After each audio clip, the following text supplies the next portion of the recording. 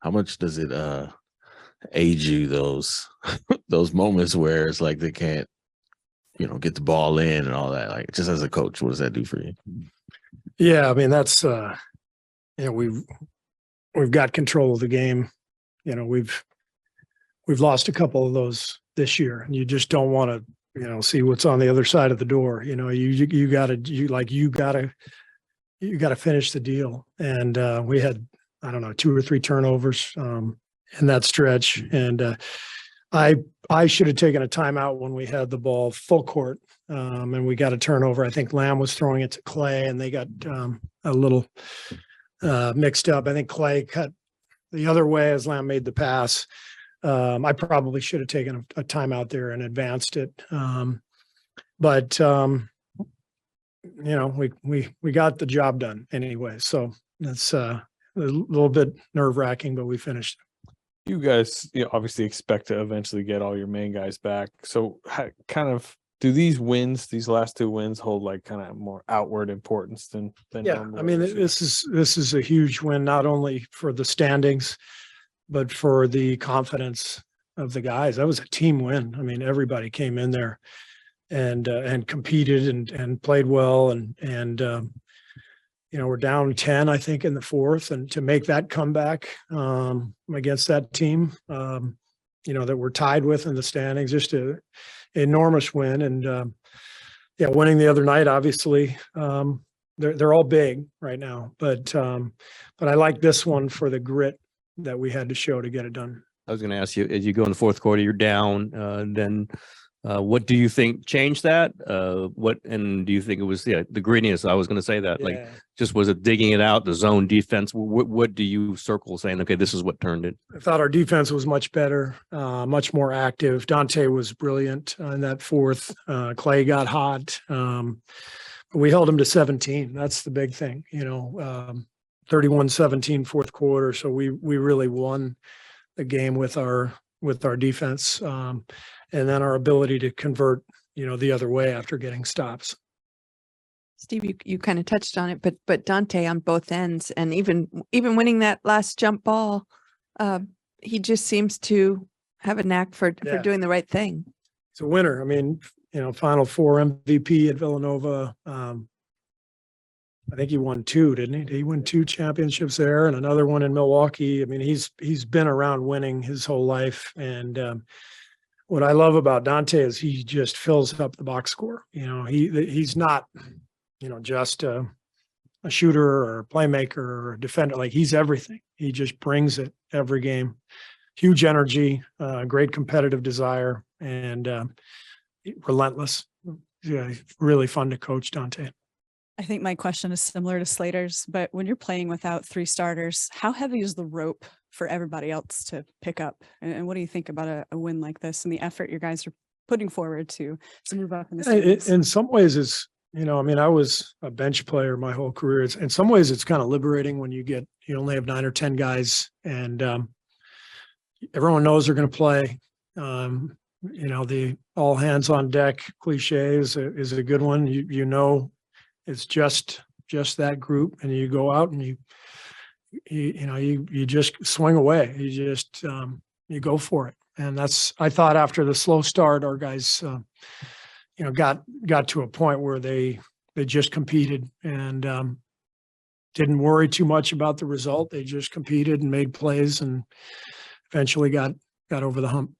We obviously talked a lot about Clay last game, but again, do you see any difference in him, just his ability to kind of create? I mean, he's never been that kind of guy, but he is dribbling into shots.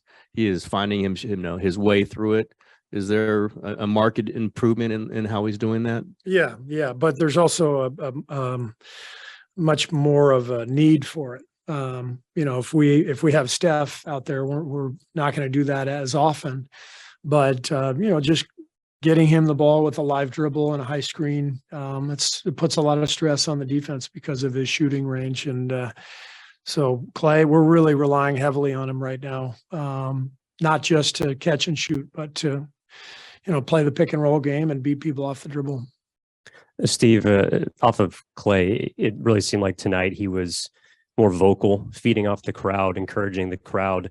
a third game in 4 nights that he's been, continuing to shoot the ball well. Do you feel like you've seen maybe more growth from him as far as, being a leader and being put in a situation he hasn't really had to put him before? What have you seen from him as far as his emotion? Yeah, Clay is really stepping up on the leadership front. He's been more vocal. He's encouraging the guys. I think he recognizes that he is much needed in that role with all of our guys out. So he's done a great job with it. Steve, this is the third time this season you guys have held the team to less than 20 points in the fourth quarter, less than 30% shooting. How do you bottle that? That sometimes shots go in and sometimes they don't. I mean, we gave up a wide open corner 3 to tie the game at the end, and the shot didn't go in. So it's a game that we earned and we deserved, and all we can do is look forward. We can't look back. We just have to look ahead to the next one, keep competing, and see what happens. You talked about the grit that was required to win this game. And that's something that you guys have kind of been searching for a lot this season. What do you think, maybe tonight, what do you think needs to happen to have that appear more consistently? Just what we did tonight, just, get out of our own heads and just compete together. And that's what I loved about the win. It was just, everybody was just focused on winning. No hanging of the heads, just go play. You went to zone like almost the whole fourth quarter, maybe the entire fourth quarter. Was that in reaction to Naz Reid? What were you emphasizing there, and what do you think it did? We came into the game knowing we wanted to mix up our coverages and give them some different looks. It worked a couple times, so we stayed with it. And next game could be totally different. It's just you just try to search for something and find something, and if you find it, you stay with it.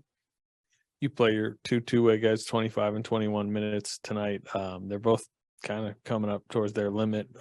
What are the conversations like right now about, your open 15 spot, and also your realization of how much you've been needing those guys? Yeah, well, that realization happened a long time ago, So Lamb and Ty have been huge. They've helped us win a lot of games this year. Lamb does a whole lot of stuff that people don't recognize. He is one of our best defenders in terms of coming over and rotating and understanding our coverages and hitting bodies, boxing out. He's a good passer, good 3-point shooter. He hit the big one from the top of the key. He can play multiple positions. We played him as a small 5. He and Kuminga have been a great combination this year. I think Lamb and Kuminga together opens up the game for Kuminga a little bit. So, Lamb is he's been really important, and Ty, didn't shoot it well tonight, but 4 assists, 3 steals, no turnovers. That's kind of what Ty does. He's a very traditional point guard, and he's had an amazing shooting year too. I think he's 50, 40, 90, on the year with low volume, but the guy's just a basketball player. So with our team this year, the makeup of the roster, the youth, the empty roster spot, Andre's absence, Ryan Rollins' surgery, we need the depth, and so those guys are good players, and they're helping us win games. Several days, week, whatever. Yeah, ultimately that's Bob's decision. So Bob and I will have a conversation about that. What recognition does Kavan deserve with 17 rebounds, 7 of them O boards? I'm just getting tired of Raymond coming to me after every game saying that's the 6th consecutive game where Loon has had 13 or more rebounds, and it's like, I know, Raymond, I don't need that from you, but we've just come to expect it now. He's an elite rebounder, and carved out such a great role for himself, and the reason he's a multi-time champion. He just gets it. He's a pro and damn good player. Thank you.